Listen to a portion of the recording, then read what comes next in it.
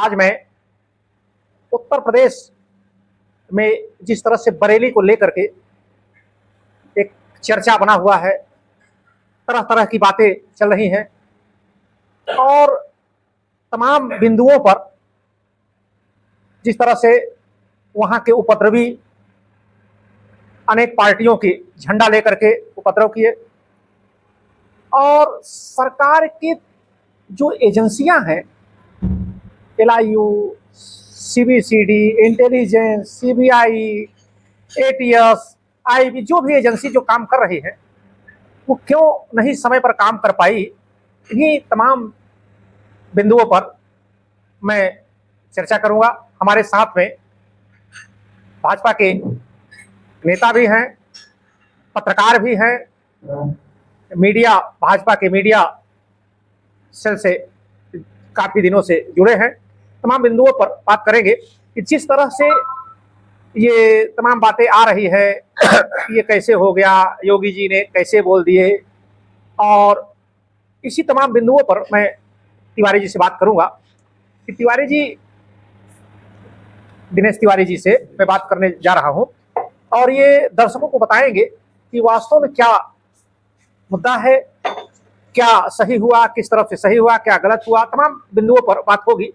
तिवारी जी, मैं आपसे ये जानना चाह रहा हूं सबसे पहले कि जो एजेंसी है, जितनी सरकार की एजेंसी है, यदि समय पर कार्य करती तो योगी जी को इस तरह से न बोलना पड़ता, समय पर काम करती।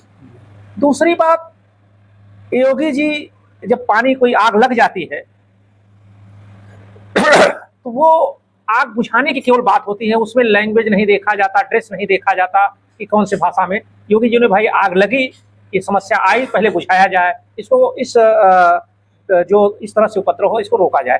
तमाम बातों को लेकर के मैं आपसे, तो हम आपसे सबसे पहले आप जानना चाह रहे हैं कि आपकी एजेंसी, देश की एजेंसी जो काम कर रही थी, ये एक दिन की भीड़ नहीं है कि हजारों हजार की तादाद में वहाँ एक साथ एक घंटे की बात है, नहीं जुड़ जाते हैं। तो ये एजेंसी बार बार जो घटनाएं हो जाए, फेल्यूर बात आती है कि एजेंसियां फेल हो रही है, और हम लोग भी इसके बारे में सोचते हैं भाई एजेंसी इसी तमाम थाने के पास, सरकार के पास एजेंसी रहती है, कहाँ कोई गतिविधि में क्या। शास्त्री जी नमस्कार। देखिए, ये सही है कि उत्तर प्रदेश पिछले 8 सालों में जो माननीय मुख्यमंत्री जी का उनका एक ड्रीम है, जी जी जी, उत्तर प्रदेश को भयमुक्त बनाना, जी जी, और सुशासन स्थापित करना, जी जी, और विकास की वो मानक कड़ी को जोड़ते हुए पूरे उत्तर प्रदेश में जी जी, एक मॉडल के रूप में जी जी, उत्तर प्रदेश को विकसित करना। जी जी, बरेली घटना निश्चित तौर से बड़ी दुर्भाग्यपूर्ण है, क्योंकि जो हमारी रॉ एजेंसी है, ATS है, LIU है, IB है, जो तमाम एजेंसी हैं, स्थानीय स्तर पर जो LIU, जी जी, बिल्कुल बिल्कुल बिल्कुल बिल्कुल, क्योंकि कोई भी रैली या कोई भी उपद्रव या कोई घटना होती है, बड़ी घटना होती है, तो निश्चित तौर से जो एजेंसियां हैं उनके अपने दायित्व हैं, उनका अपना एक कर्तव्य है, वो समय समय पर सरकार को और अपने अधिकारियों को अवगत कराते हैं। कहीं न कहीं कुछ चूक हुई है। जी जी। अब चूक हुई है। लोग या विरोधी पक्ष या विपक्ष योगी जी के उस भाषा पर, अभी मैं पहले बता चुका हूं कि भाई आग लगी, उस भाषा पर जो जिस तरह से भाषा ने इस घटना पर उन्होंने बयान दिया, इस पर लोग आपत्ति जाहिर कर रहे हैं। देखिए, एक बात बता दें, सही बात है कि आई लव मोहम्मद, जी जी, आई लव मोहम्मद कोई बुरा शब्द नहीं है, लेकिन मंशा क्या है, उनकी सोच क्या है, उनकी नीति क्या है। अगर आप अगर मैं वही भाषा में जा रहा हूँ, जब आप कोई चीज निकालते हैं तो सरकार ने एक मानक बनाया हुआ है कि आप सरकार प्रशासन से अनुमति लेंगे। जी जी, अनुमति लेकर के, नहीं अनुमति तो लिए है, अनुमति नहीं लिया गया, मेरी जानकारी में अनुमति नहीं लिया। जी जी, मैं बता रहे हैं कि पहले तौकीर रजा जाते हैं, फिर उनके प्रतिनिधि जाते हैं, और ये परमिशन नहीं मिलता है, DM SSP को परमिशन नहीं मिलता है, DM SSP को आश्वस्त करते हैं कि कोई ऐसी वहाँ घटना नहीं हो पाएगी, आप लोग आश्वस्त रहिए, हम लोग देखेंगे। जी बिल्कुल, इसके बाद ऐसी बात होगी। बिल्कुल बिल्कुल, मैं वही कहना चाह रहा हूँ, जब वो आए पुलिस प्रशासन उनको रोका, उनको समझाने का प्रयास किया, उनको रोकने प्रयास किया, बताया कि आप लोग ऐसे न करें, जो सरकार के मानक है उसके अनुरूप आप चले। जी जी जी उन लोगों ने पहले पुलिस भाई बहुत समझाती रही, पहले पुलिस को उन्होंने दौड़ाया, जी जी पुलिस 4 कदम दौड़ी जी। और फिर बैकफुट हुई। लेकिन बीच में हमें एक तिवारी जी एक इस पर भी आप तब पुलिस पर आइए कि इसी बीच वो लोग माने कि एक तरह से प्रशासन को चकमा दे करके वो लोग आ गए। हम जब विपक्ष इस पर हमलावर है कि योगी जी ने ऐसे कर दिए या करवा दिए, लेकिन हमको इस बात से आपसे दर्शकों को आपको बताना है या हम दर्शकों को बताना चाहिए कि हर जितने लोग थे जो कोई कांग्रेस का झंडा लिया था, कोई समाजवादी पार्टी का झंडा लिया था, और प्रशासन के द्वारा ये जानकारी मिल रहा कि हर व्यक्ति के हाथ में कुछ न कुछ था, यहाँ तक कि असलहा, डंडा, लाठी, तमाम तरह की बातें मिल रही है जानकारी।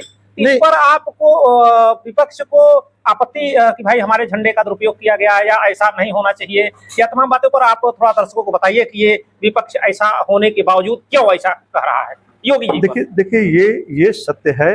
घटना होने के बाद सीसी कैमरे में जो आया है, लगभग जो 3000 बताए जा रहे हैं, हर व्यक्ति के हाथ में कुछ न कुछ झंडा, डंडा, असला सब कुछ था।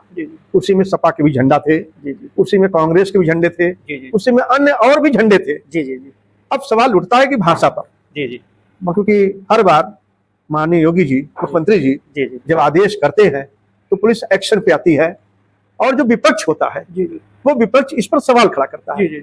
मैं तो विपक्ष कह रहा हूँ, समाजवादी पार्टी कह रहा हूँ, कांग्रेस कह रहा हूँ कि आप पहले अपनी पार्टी के जो लोग वहां गए थे झंडा लेकर के, पहले उनको पार्टी से निष्कासित करिए। पहले आप देश को बताइए, प्रदेश को बताइए कि आप क्या करने गए थे। बीच में तिवारी जी विपक्ष करे, ये ठीक है, आपकी बात सही है, लेकिन मैं ये और जानकारी करना चाह रहा हूँ, क्या जरूरी है कि हर काम में योगी जी ही निर्देश दे तभी कोई काम हो पाए? नहीं, ऐसा नहीं है। पहले यदि आप एजेंसी की बात हुई है, सारी जानकारी हुई हो, तो ये बातें आती ही ना। नहीं, ये बात सही है आपकी कि महाराज जी ने शासन को, अधिकारियों को एक निर्देश दे रखा है कि उत्तर प्रदेश में शांति, भय मुक्त एक समाज का निर्माण हो, कानून व्यवस्था का राज हो।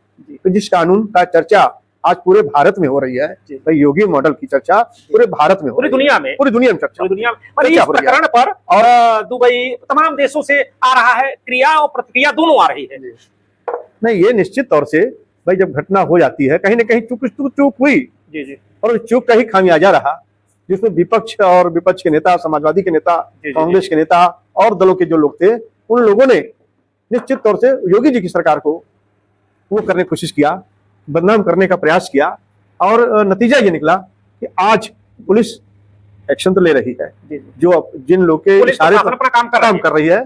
वहां पर जो तौकीर तो थे मौलवी साहब, जिनके इशारे पर पूरी भीड़ इकट्ठा हुई थी, और क्योंकि निश्चित तौर से ये एक दिन की घटना नहीं है, ये करीब चल रहा होगा लंबे समय से, सरकार इसकी जांच करा रही है। जो दोषी होगा उस पर कार्रवाई होगी, जो अपराधी होंगे उनके यहाँ भी कार्रवाई होगी, और पुलिस विभाग में जो हमारी जांच एजेंसी में कहीं ना कहीं चूक है, उस पर भी कार्रवाई होनी चाहिए, उस पर भी थोड़ा सा एक्शन होना चाहिए, थोड़ा सा एक्शन होना चाहिए, क्योंकि ताकि भविष्य में उत्तर प्रदेश में कोई दोबारा इस तरह की हरकत न करे। के पास आ रहे हैं फिर हमारे साथ में सीनियर जर्नलिस्ट विमलेश मिश्रा जी हैं। मैं आपसे जानना चाहेंगे कि ये बरेली की जो घटना हुई, इसमें पत्रकारों के साथ भी अभद्रता हुई, पत्रकार भी उसमें चोटहिल हुए, और आम छोटे बच्चे भी हुए। इस तरह से जो घटनाएं हो रही हैं, और योगी जी को बार बार एक्शन में आना पड़ेगा, बाद में कार्यवाही होती है, तो प्रशासन को जब योगी जी का निर्देश हो चुका है तो प्रशासन किसकी इंतजार करती रहती है? देखिए शास्त्री जी, प्रशासन को निर्देश हो चुका है, प्रशासन सख्त से सख्त कार्रवाई भी कर रही है। नहीं, योगी जी की बात हुआ है, पहले उनकी एजेंसी सब सारे कार्य किए होती तो योगी जी को कहना न पड़ता। ये आपका कहना सही है, सरकार का फेलियर है, लेकिन क्योंकि डीएम साहब कह रहे हैं कि हमें पहले से सूचना थी तो क्या कर रहे थे, ये तो डीएम साहब बता पाएंगे, लेकिन कहीं ना कहीं सरकार फेल हुई है इस मुद्दे पर फेल हुई है। हमको लग रहा है लगभग 100-125 मिनट में ये सारा खेल हुआ। नहीं, सरकार देखिए, सरकार फेल नहीं है। जी, सरकार फेल नहीं है। सरकार फेल होती तो बरेली में दंगा हो जाता। लेकिन सरकार का सरकार की सरकार का तो फेल था, आप बता नहीं पाए कि जो है क्या होने वाला है। जी बार बार बरेली में हो रहा है, अभी इसके पहले और जनपदों में हुआ, तमाम भदोही में हुआ, और जगह इसी बीच में हुआ। अब आप 50 जो तो हमें पुलिस क्या वाले है? चोटिल हैं, अब कैसे अब फेलियर होते, कैसे चोटिल हो जाते? देखिए, निश्चित तौर से जो सरकार का एकदम साफ है कि प्रदेश में कोई भी माफिया या कोई भी गुंडा वो नहीं रह सकता।